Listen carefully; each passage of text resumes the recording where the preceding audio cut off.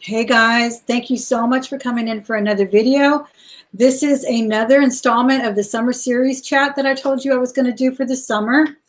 And it's going to be at different hours because I'm trying to accommodate my very gracious guests who have different schedules. So that's why I'm going on their timeline. It can come in the evening, it can come in the afternoon, but please don't miss it because we're really learning a lot about all of these content creators who are very enterprising in what they do.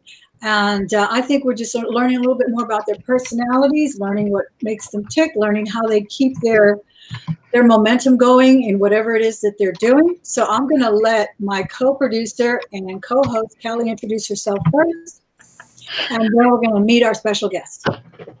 Hi, everybody. I'm Kelly, Hip Flippin' Mama, aka Mama.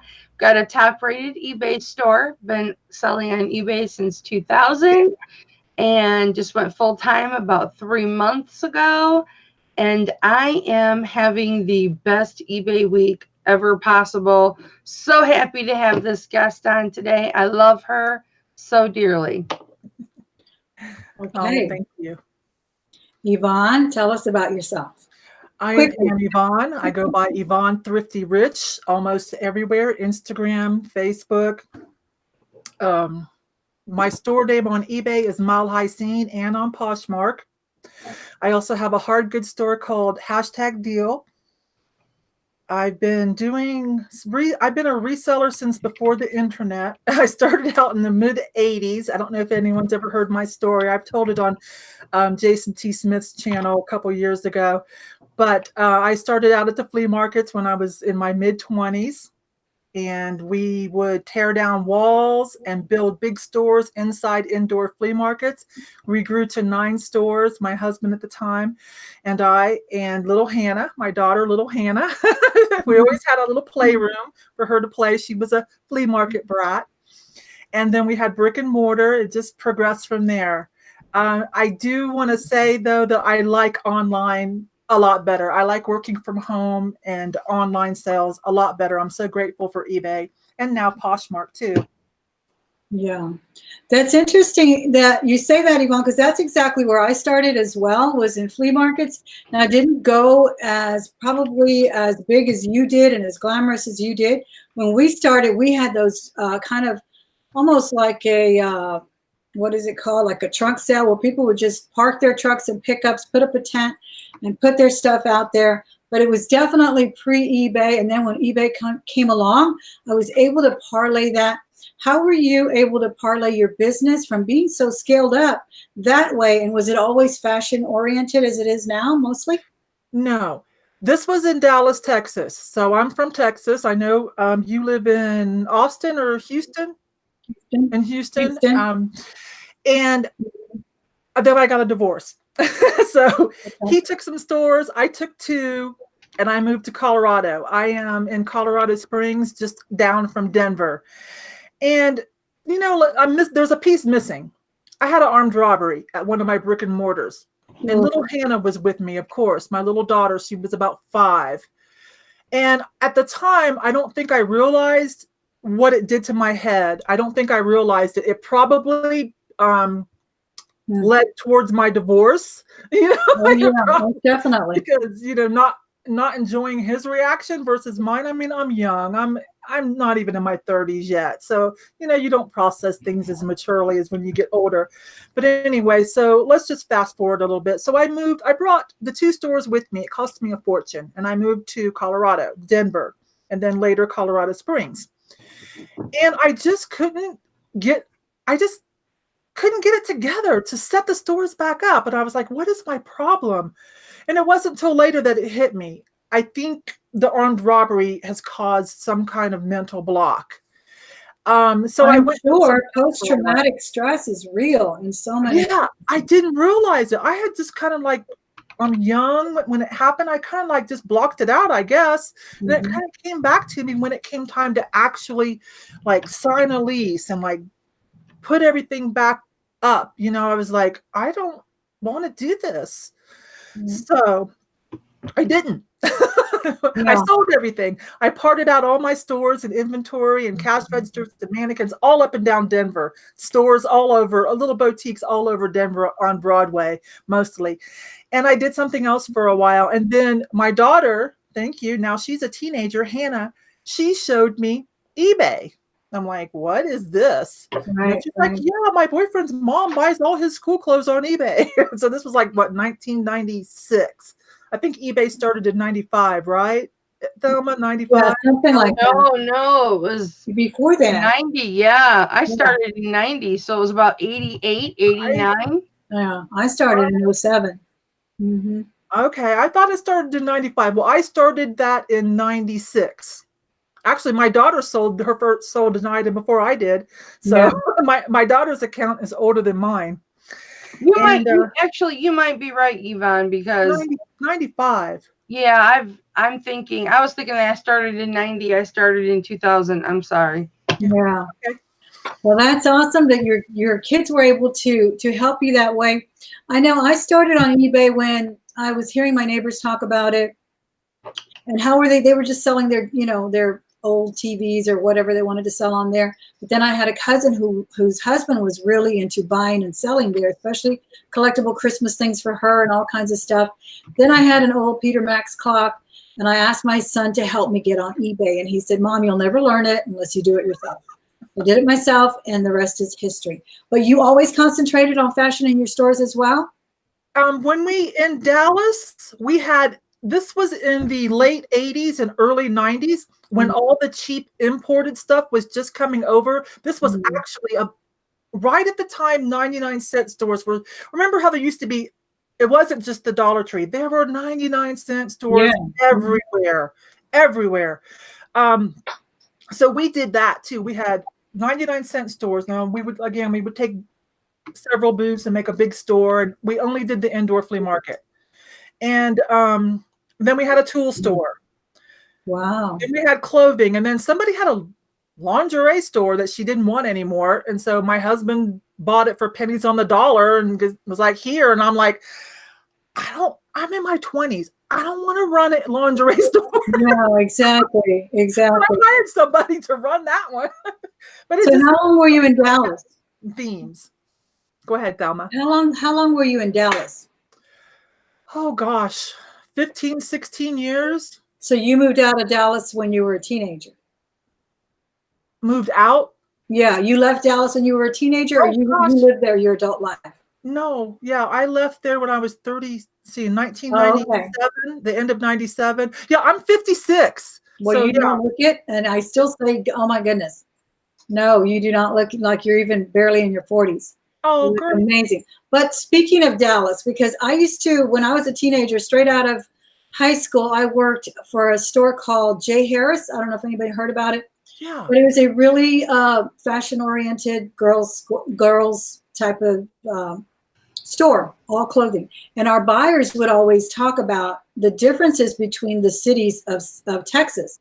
For example, in Corpus, it was more of a casual, beachy, the sundresses. And Dallas was always held as this kind of like the latest trends of everything, the socialites and all of that. Were you influenced by any of that growing up in Dallas? Yeah, there's a lot of money in Dallas, and let's start with Texas. You know this. Texas could be its own country. It's like so different. It's like different from top to bottom. Like it's huge, and like this has a beach, and then up here doesn't. And some of it's more countrified. Some of it's kind of that new Magnolia Pearl-y like. And then Dallas, everything has to be bigger and flashy. At least in the 90s. I remember J. Harris. It was kind of like it was kind of like Casual Corner, but a little bit more expensive and a little bit trendier. Yeah, I want to say more like a Guess, because they even had their own. It was definitely higher end than Casual Corner. I remember higher end, and they had their own branding, and then they had they were definitely trendsetters. So it was a great store, and I learned a lot about the different types of people in fashion. And how did you take that to eBay? Did you start with fashion right away on eBay? I'm really concentrating on eBay. That's why I'm wearing my shirt. I see the shirt you have in the background. Is it for sale? I love it. Well, okay. I'm tall. I'm a tall girl. I'm 5'11". And so like most young girls, modeling is always I got to work at the mall and I got a model. You know, when you're Yeah. 15, 16, 17, you think that's all life is. So, so of course I did that. So I modeled in my younger days, and I wanted to be a fashion designer. I still kind of dabble with that for myself. I'm known for wearing something that I mashed up myself. I wore a really great pair of pants to eBay Open last year that got lots of attention. I mashed up a pair of older Levi's with some older vintage Express jeans. They're really adorable, and people wanted to buy them off of me. So sure. that's what makes me smile the most, doing that. Yeah. I don't know how profitable it is, because not everyone is, you know, make money, you kind of got to stay a little closer to mainstream sometimes. Anyways, I worked at one of the highest fashion stores in Dallas on Lover's Lane. They're no longer in business. Hardly anybody does that. It was called Marie Level. And I learned a lot. That was so high end. They had to give me clothing to wear.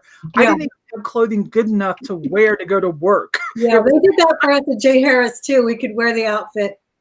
So I learned a lot, and it just stuck with me. So clothing is kind of what comes. I know a lot of people say they hate clothing. It comes natural to me. Right. I would love to do jewelry. It just, like, I struggle with it, but I'm not giving up. I watch you. I watch Tanya, our friend Thrifty Treasures. I'm not giving up. But mostly I like clothing, and I do some hard goods, because when you're outsourcing in the wild like we do, you see hard goods that you know are valuable too. Yeah, it's so hard to give that up, for sure. Now, you're newly married. Where did you meet your hubby? So, you know, all those out there still looking won't be so discouraged.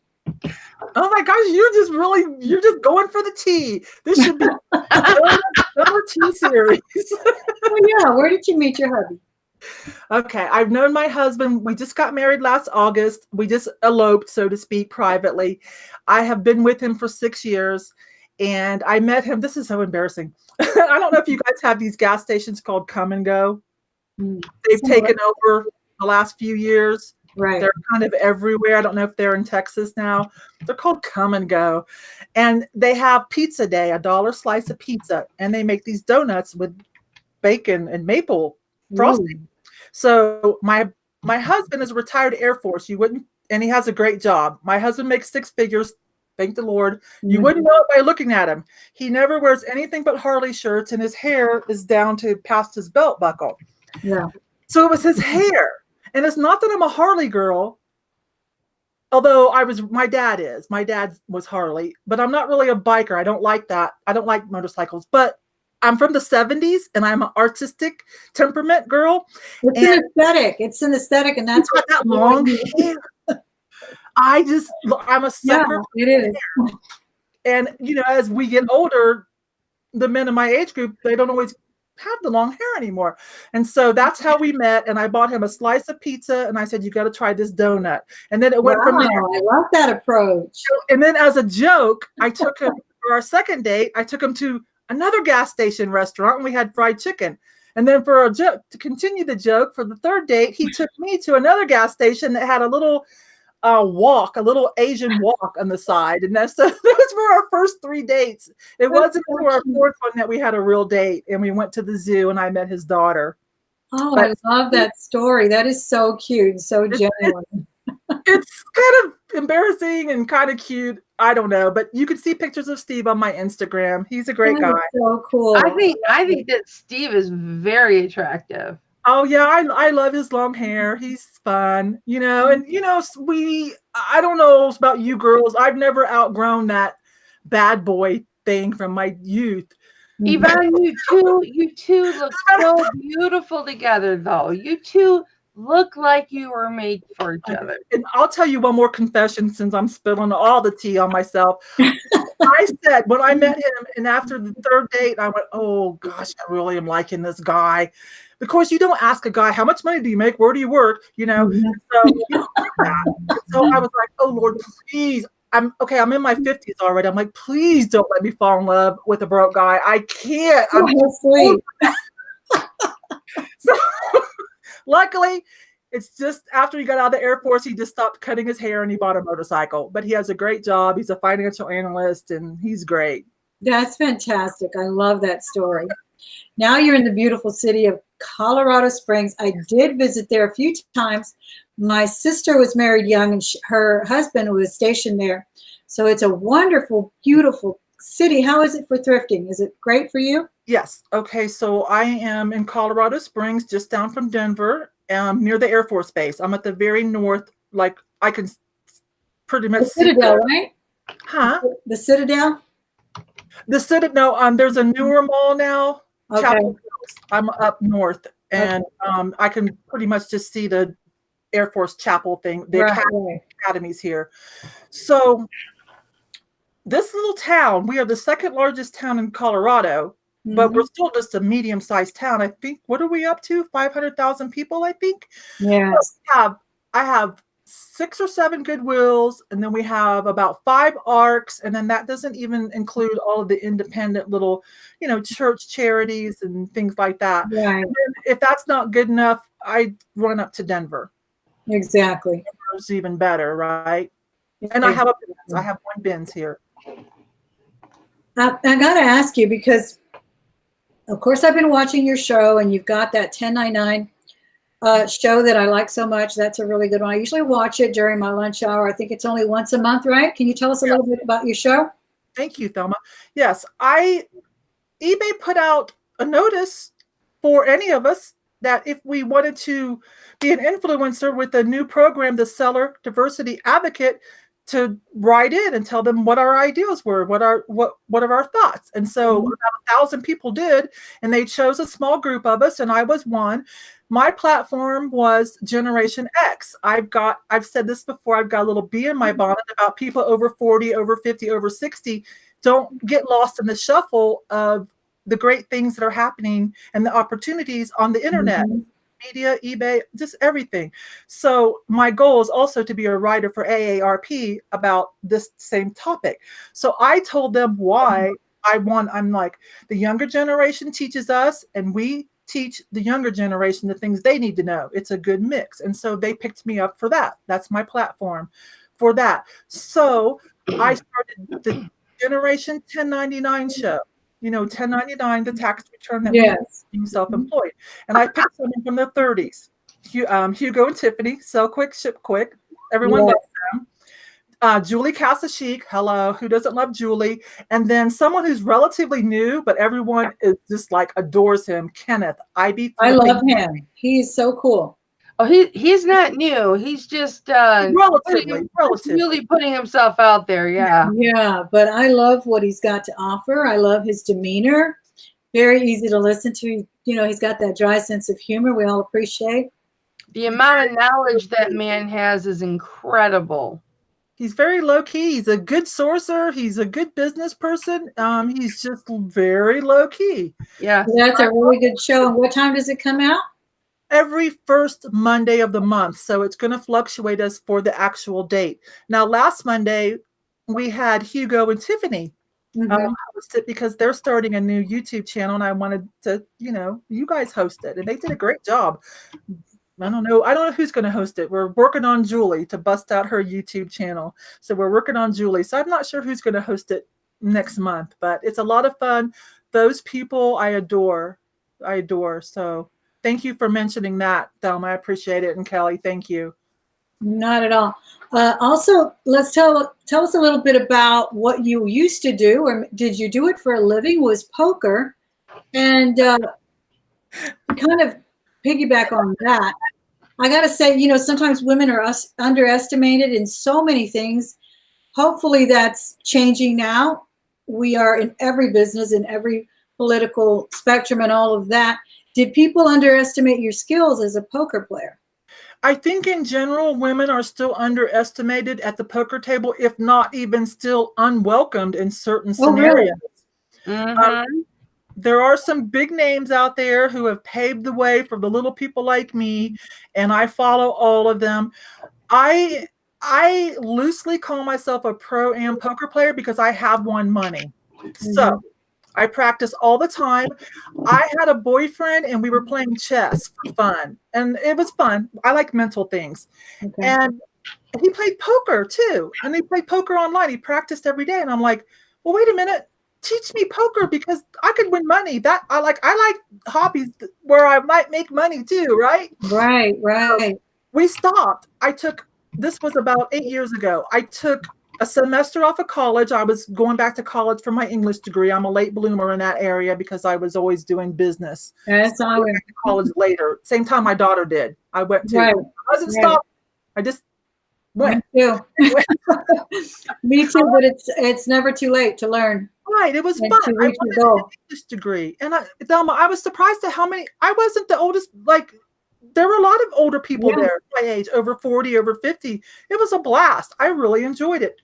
And plus, there's a lot of courses you can take online now. That's super When I went up to get my degree in 13, they said something about, we're about to give this, it was a big old ceremony with our senators and everything, of course, here at the University of Houston. They said, we're going to give this special degree to our oldest student. I was about to stand up, and there was another gentleman who was in his, I think he was 67.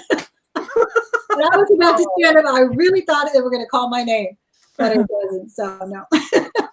So there you go. If any of you ever had an inkling to do that, don't waste time. It's fun. And some classes you can take online, and that's fun too. Anyway, Let me say hello. Let me say hello to a couple of people in the chat. We're not even watching the chat. Oh my gosh. Because we got so excited. It's okay, Yvonne. I'm watching the chat for questions. Thank you so much. We have Swamp Picker, Pamela Drain. We have Shiny Jules and Deb's Treasure, Norma Rodriguez, and Cynthia. Nana's Treasures is here. Judy Prescott. Thank you guys so much for joining us. Debbie Kendall. Lindy Glenn is here. Hey, Lindy. I'm so glad you're here. And let me see who else. Perla's Precious. How are you, Perla?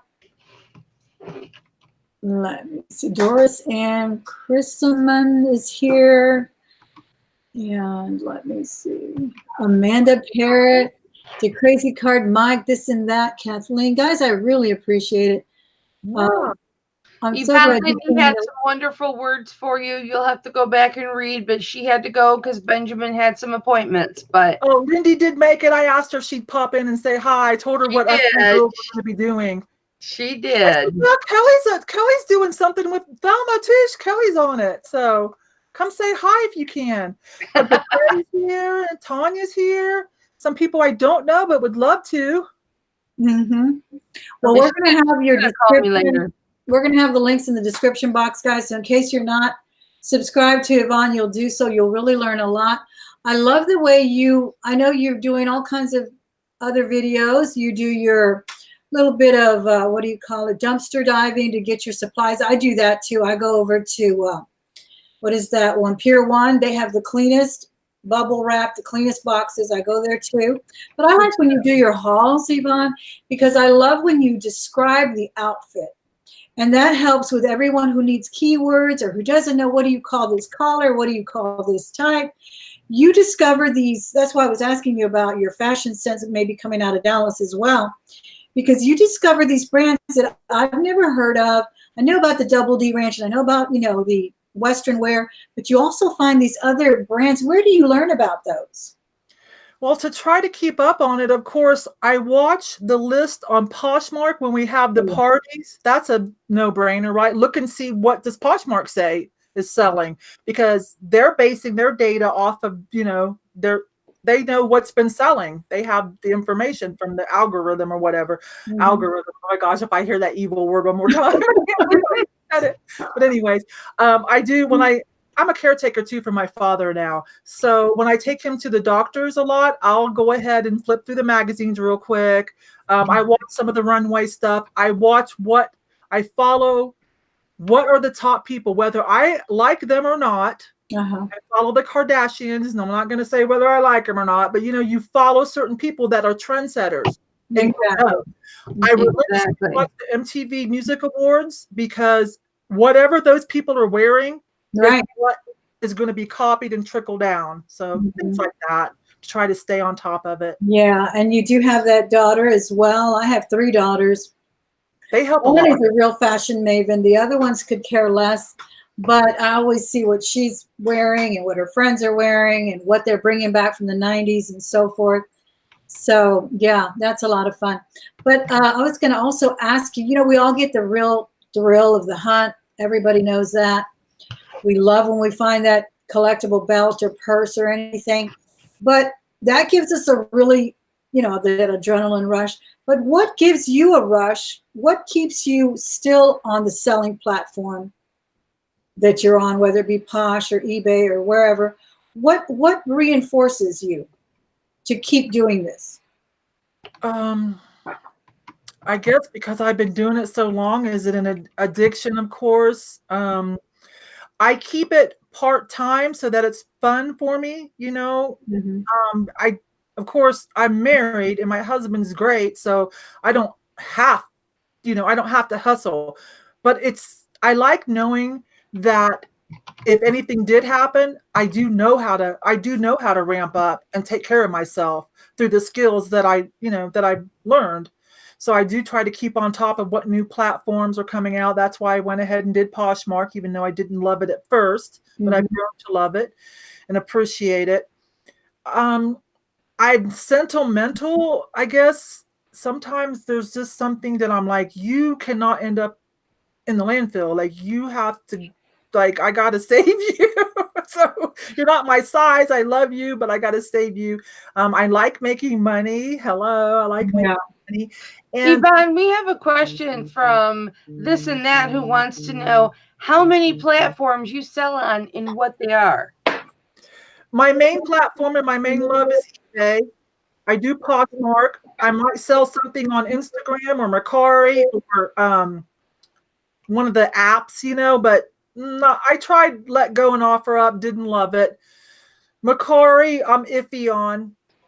I might dabble because it's good to know what is going on and take a peek and to sign up for things and get an account established, but I may not always use them. eBay seems to be, between eBay and Poshmark, they seem to be very sufficient for me. I do have some friends that will come over to and be like, I want to go look in your eBay room, and they might rate it, and they won't let me give it to them for free. They'll pay me what I pay. The tags are on the hanger. I tape the tags on the hanger, so when I do inventory, I can remember what I paid. And so they'll pay me that plus like a little bonus, kind of in between what I would sell it for and what I bought it for.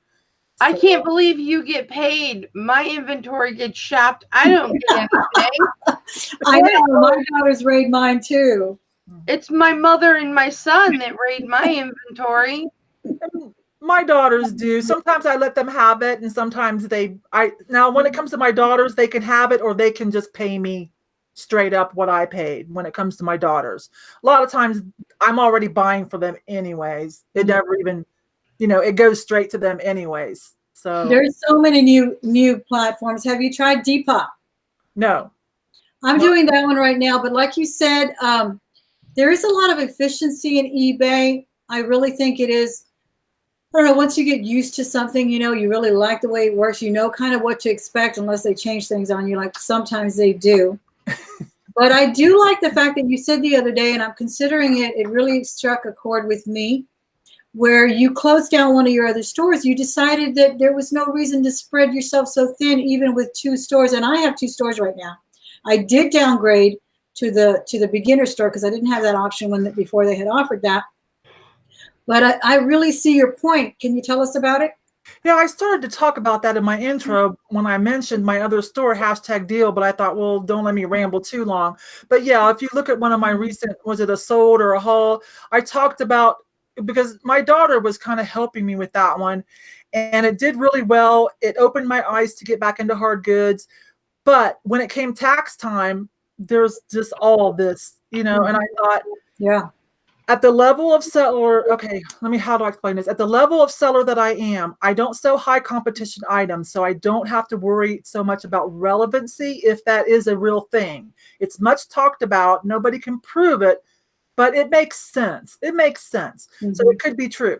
But I thought, I'm going to go ahead and go for more activity in exchange for what I think might be the relevancy theme or theory.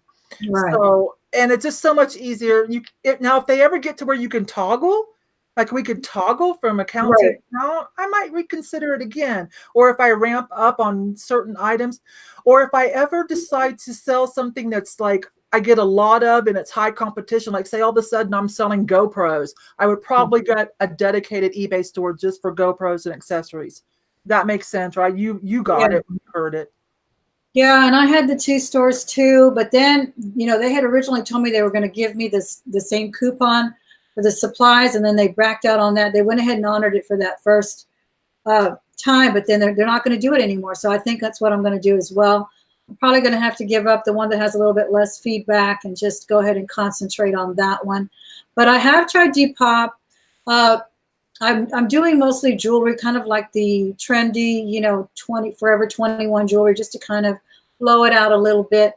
What I wanted to say was that I like that you're using your skills in fashion all the way around, even doing plus sizes, because that is a big market that not many tap into. How did you start getting into that? Well, I watch a lot of reseller content. I may have to put some of you on 125 or 1.5, but I consume it all because there's always a little tidbit in there that I pick up, even at my level of experience. Mm-hmm. And plus size sells, and people have said that, and they're right. The problem I have is that it just doesn't seem like the thrift stores have a lot of. I have a price point. I'd like to sell over $20. So that's a problem for me because it's hard to find quality stuff. You're right about that, Yvonne. Being a big girl myself, it is very difficult to find, very high quality plus size clothes. Everything's almost disposable. Yeah. It's not made to last, which is unfortunate. So I would sell more if I could find more, but I've added the plus size into my sourcing at the thrift store routine. I don't do kids. Yeah. I don't waste my time on the kids section, but I'll do every other section. Yeah. You have gone back into hard goods as well. And again, is that just because you feel like you were leaving money on the table, or you feel that sometimes fashion wanes? Do you think there's such a thing as a slow season for clothing? I don't know how to answer that. I know that people, because myself, I get busier in the summer. So I don't know if this summer slowdown is really because people aren't shopping, or if it's because I'm not working as hard because I'm also out doing more things and gone in the summer. And yes, so I don't really know how to evaluate, because I slow down as far as listing and stuff. I think as long as you have good stuff, I don't think it matters. I think people are still coming in and looking on because of mobile, because it's about 50-50 now. Mobile sales is according to eBay. Mm-hmm. I think that keeps us, people's downtime while they're at the beach or when they come home and relax. I think they're still whipping out their phones and iPads and maybe doing a little shopping. So I can't really answer that question definitively, Thelma. Yeah, today I was driving my daughter to her doctor appointment, and we passed by a nursing supply uniform place, and they had an advertisement for Dansko, the shoes. Mm-hmm. And I love their shoes. They make a fashion line of shoes too. And I got home and started shopping for Dansko. So you just never know when you feel like, getting on that app and start shopping.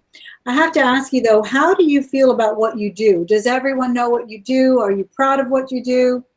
Is it something that you bring up in cocktail conversation, or how does that work for you? If anybody asks, I'm not. I know some people are a little embarrassed. I think they don't have the same support system. I happen to have a very good support system, and at the risk of sounding cocky, which I can be sometimes, I'm kind of, this is going to sound real cocky, but here it goes, you guys. I'm an alpha. Most of us are. Most of us entrepreneurs are slightly on the alpha side, right? I lean into that. And so people don't really question, they're like, oh, if Yvonne's doing something, she's thought about it and it's going to work, or they don't really. That's awesome. Of course you are. That's how you met your husband. I love it. I love that story. I'm going to relay that story. About my husband. See, and the reason he's supportive too is because, we're older, right? And so when he retires, this will we can use this to supplement our Social Security. You're allowed to make so much money, and it'll keep us off the streets, right? It'll keep us not bickering at each other. Yeah, so, that's my goal. Now can he join me in my business? no, because he will micromanage me, and then we'll end up in divorce. But I will point him in the right direction for what I think he might like to do something similar. Yeah.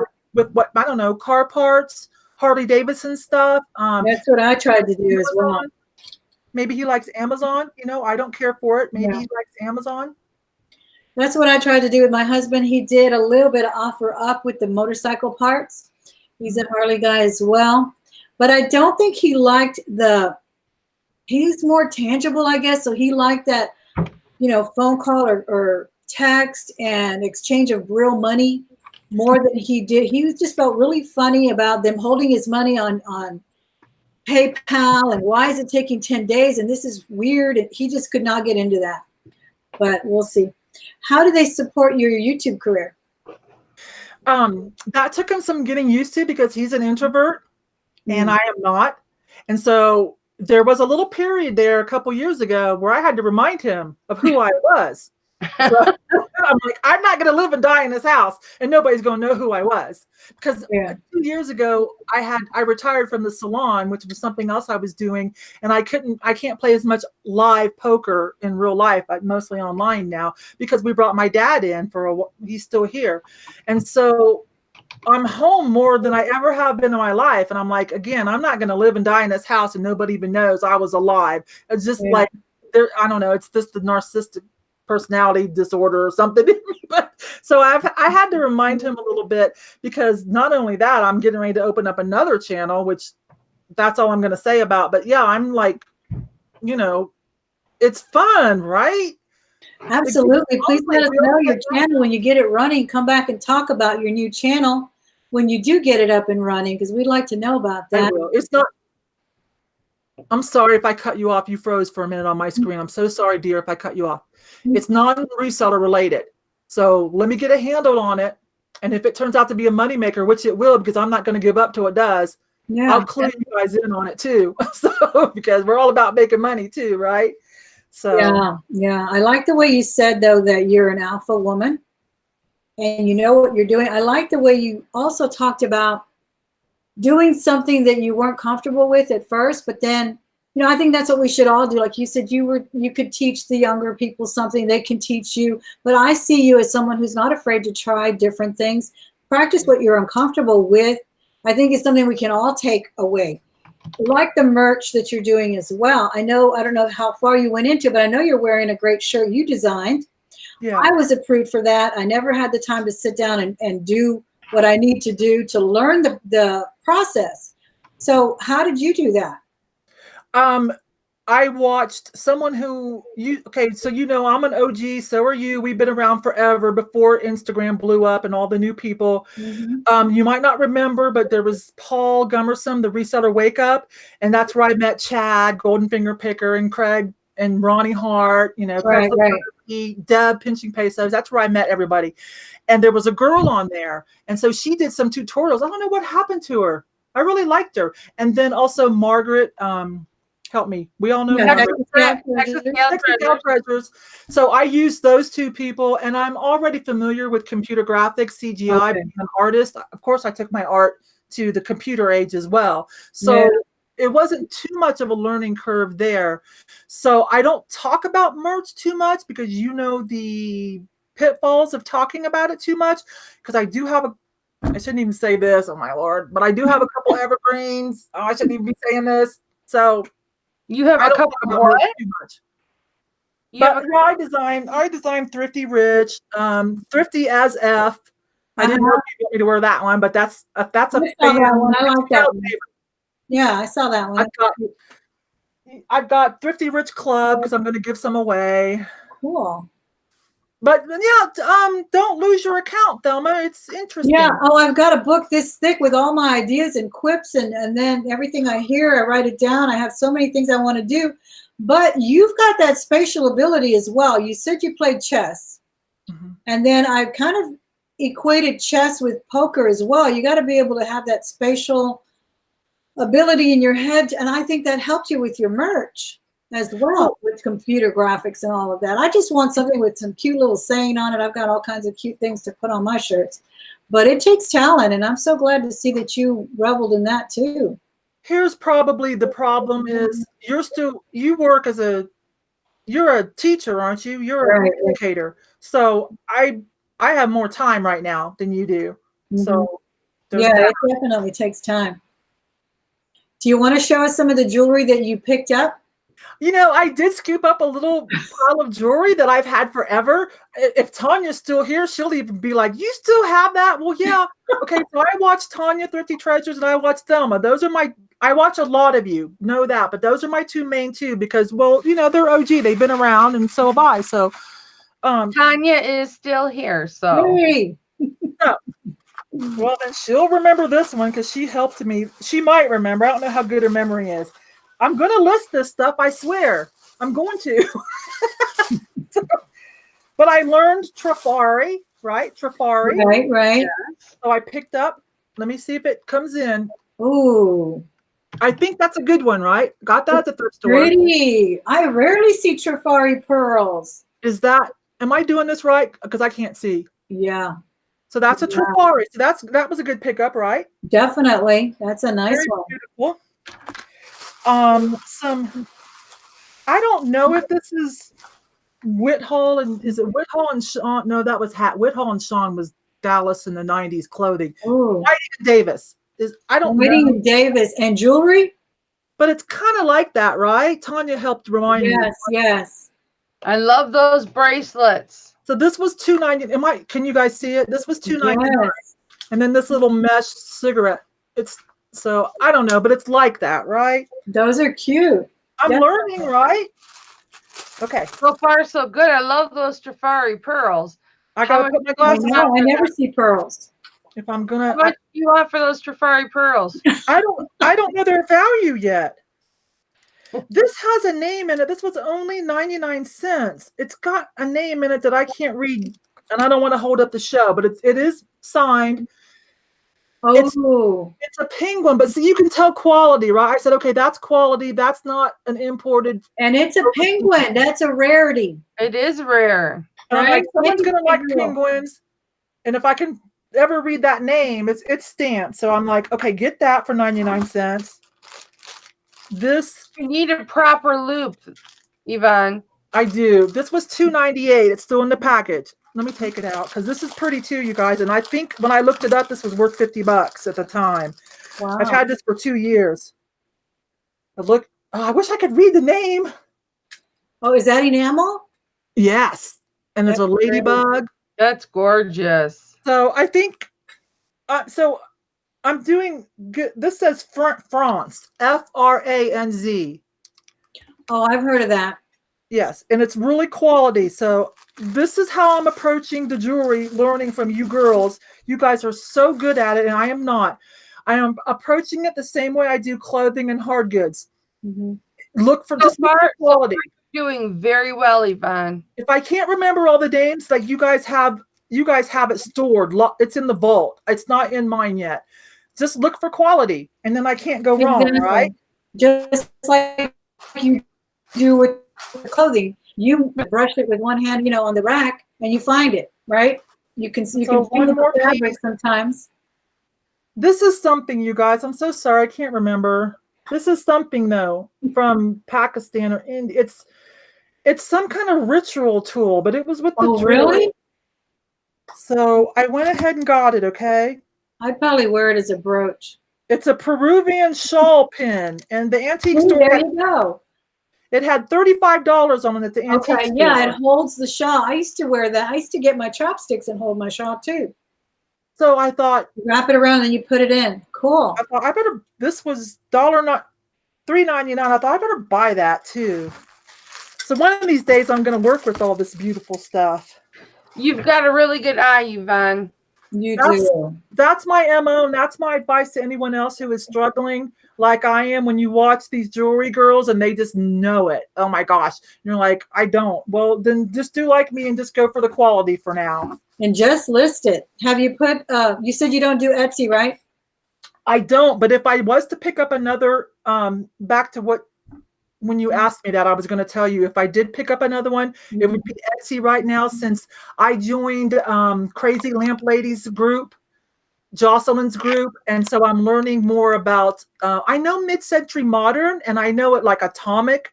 Like I know to get all that stuff, and I know the modern stuff that's going to sell for good money. You know, like the Deneen Pottery Death Wish coffee mug I picked up that's worth probably.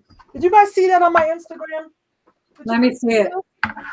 See, this is, it looks old, but it's not. It's Deneen Pottery. It's a collab, but they did some stuff for Death Wish coffee. Oh yeah, I saw But you this show particular that. one's worth about $150. I paid $2.99. There are some that are worth $500, $600. Now, Yvon, tell me, you mentioned Instagram, and we'll link your Instagram if you want us to as well. But you have two of them. You have a merchant one, right? You're selling on there as well? I did, and I did for Mile High Scene, and I would cross post eBay and Pinterest items. But you're only allowed to have so many, and so last year or about 8 months ago, I don't know, Kelly follows this one, I changed it to Thrifty Rich Club. And then all of you that were my friends that started following me, I'm like, wait, you guys, this is good. You don't have to do this. This is so I don't spam my Yvon Thrifty Rich account, but that I can promote Yvon Thrifty Rich without spamming all you guys. So I did Thrifty Rich Club on Instagram too, but some of you still follow me like, no, we want to watch how you do this. So I'm like, okay, but it's gonna be crazy. So well, that's the fun. I have two of them too. First one was kind of family oriented, and then I opened one that I wanted to just grow organically through YouTube and all of that. And then some of my family's on there too, and they've already gotten used to my craziness out there. But they're supportive as well. So it seems perfectly normal to me. Okay. I do most of my cross posting to Pinterest. That seems to do the best for me because when you Google stuff, Pinterest ads will pull up exactly pretty easy. So I use my energy for cross posting mostly to that Pinterest. Was there any more questions in the chat?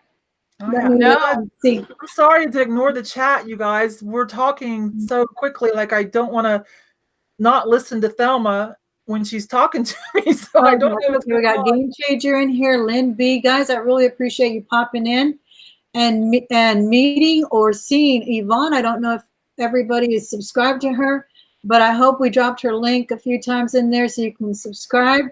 Oh yeah, her link's been dropped several times. Thank you so much. And I pimp her out in there too. Yeah. You have been officially pimped out.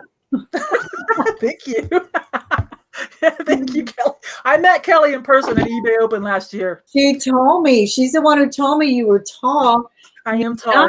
Tall. You need to do more outfits of the day so we can see how tall and beautiful you are. I still can't believe you're in your 50s.